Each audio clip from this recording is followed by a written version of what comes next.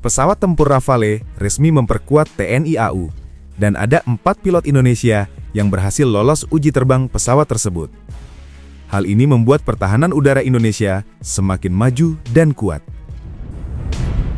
Para pecinta dunia aviasi, sejarah baru akhirnya tercipta bagi dunia penerbangan militer Indonesia.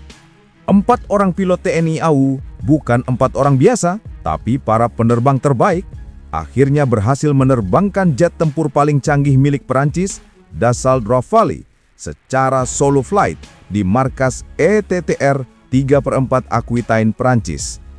Nah, ini bukan sekedar naik pesawat, seperti kita naik Citylink atau Garuda. Ini Rafale, jet tempur generasi 4,5 yang harganya bisa bikin kita mikir, kalau jatuh, cicilannya siapa yang bayar? Keempat pilot hebat itu adalah Letkol PNB Binggi Nobel, Mayor PNB Eri Nasrul Mahlidar, Mayor PNB Ari Prasetyo, dan Mayor PNB Yusuf Atmaraga. Nah, nama-nama ini mungkin belum sepopuler artis sinetron, tapi percaya deh, kalau mereka lewat bawa Rafale, dijamin suara mesinnya bisa bikin heboh satu kampung. Dan jangan lupa, mereka ini bagian dari 16 personel yang dikirim khusus ke Perancis. Bukan untuk jalan-jalan ke Menara Eiffel ya, tapi untuk ikut pelatihan intensif. Selama berbulan-bulan, mereka ditempa habis-habisan oleh instruktur ahli Perancis.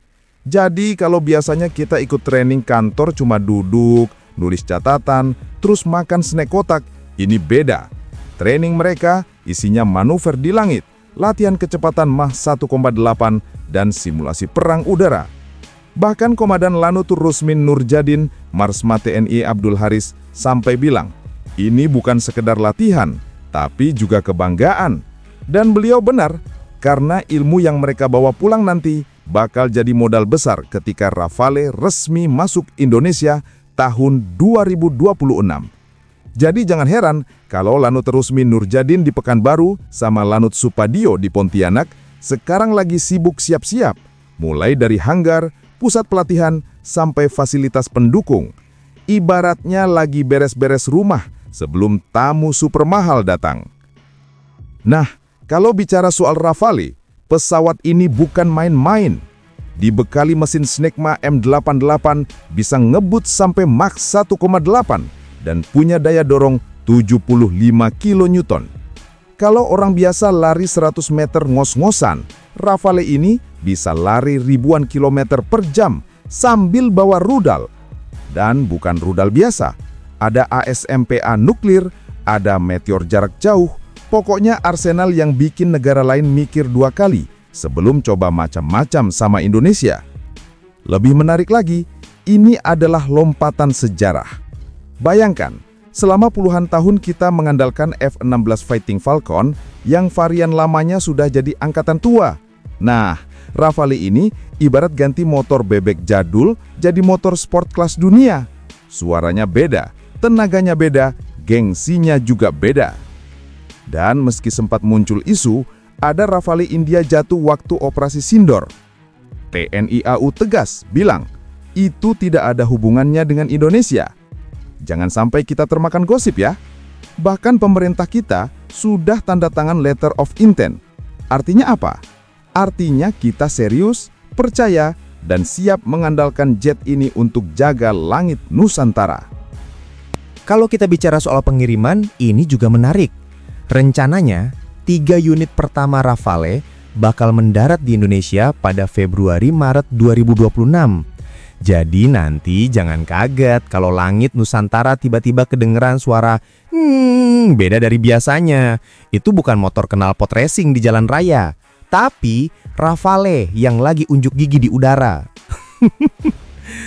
Lalu, 3 unit berikutnya bakal datang lagi sekitar Juni 2026. Dan sisanya 36 unit dikirim bertahap sesuai jadwal. Jadi ibarat kita nunggu paket belanja online. Dicicil, bedanya kalau paket online biasanya kurir teriak, "Paket!" Nah, kalau ini kurirnya jet tempur yang langsung bikin gentar tetangga sebelah. Yang bikin semakin mantep, Indonesia nggak main-main. Selain soal pesawatnya, infrastrukturnya juga disiapin abis-abisan. Lanut Rosmi Nurjadin sama Lanut Supadio tadi kan sudah disebut jadi pangkalan utama. Letaknya strategis banget, dekat dengan Selat Malaka sama Laut Natuna Utara. Dua wilayah itu ibarat pintu depan rumah Indonesia. Kalau pintu depan dijaga Rafale, orang lain yang coba nyelonong masuk pasti mikir 2 kali atau 3 kali. Dan jangan lupa, di balik mesin canggih dan rudal kelas dunia itu, ada hal yang paling penting, sumber daya manusianya. TNI AU benar-benar investasi besar buat melatih pilotnya. Karena percuma punya jet secanggih apapun kalau pilotnya masih bingung tombol mana yang buat nambah kecepatan, tombol mana yang buat nyalain AC. Nah, 4 pilot yang sudah sukses solo flight itu jadi bukti nyata bahwa Indonesia siap, bukan cuma di atas kertas. Apalagi, Rafale ini bukan sekedar pesawat tempur biasa. Di dalamnya ada sistem peperangan elektronik EW yang bisa bikin lawan kayak lagi main game tapi remote-nya diambil orang lain.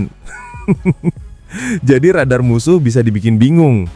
Rudal lawan bisa dipelintir arahnya. Pokoknya bikin lawan gregetan. Belum lagi soal senjata unggulannya, rudal meteor. Ini bukan meteor yang jatuh dari langit, tapi rudal udara ke udara jarak jauh buatan MBDA. Katanya sih, rudal ini bisa ngejar target sejauh lebih dari 100 km. Jadi kalau ada pesawat musuh coba kabur, ya wassalam, dikejar sampai ketemu. Kalau bicara soal geopolitik, hadirnya Rafale di Indonesia ini jelas bikin peta kekuatan di kawasan Indo-Pasifik berubah. Negara-negara tetangga pasti langsung pasang mata. Bayangkan, sebelumnya Indonesia hanya mengandalkan F-16 lawas yang sudah berumur, sekarang tiba-tiba dapat 42 unit jet Rafale yang dikenal lincah, multi-role, dan punya sistem persenjataan kelas dunia. Ibarat tetangga yang biasanya naik motor Supra lawas, besok yang nongol bawa Ducati terbaru. Langsung jadi bahan obrolan di warung kopi. Nah, apa dampaknya? Pertama, kepercayaan diri Indonesia di forum internasional meningkat. Dengan Rafale, Indonesia bisa menunjukkan bahwa kita bukan cuma pemain cadangan di kawasan, tapi siap jadi salah satu kekuatan udara utama. Kedua, negara lain otomatis harus menghitung ulang strategi militernya. Misalnya kalau ada pihak asing yang coba main-main di Laut Natuna Utara, mereka tahu di situ bukan cuma ada kapal patroli, tapi juga Rafale yang siap terbang dalam hitungan menit. Ketiga, kehadiran Rafale juga bikin efek domino dalam kerjasama militer. Negara sahabat mungkin makin tertarik menjalin latihan gabungan, sementara yang biasanya agak nakal jadi lebih hati-hati. Karena dalam dunia pertahanan bukan cuma soal berapa banyak jet yang dimiliki, tapi juga pesan psikologis yang dikirim ke lawan.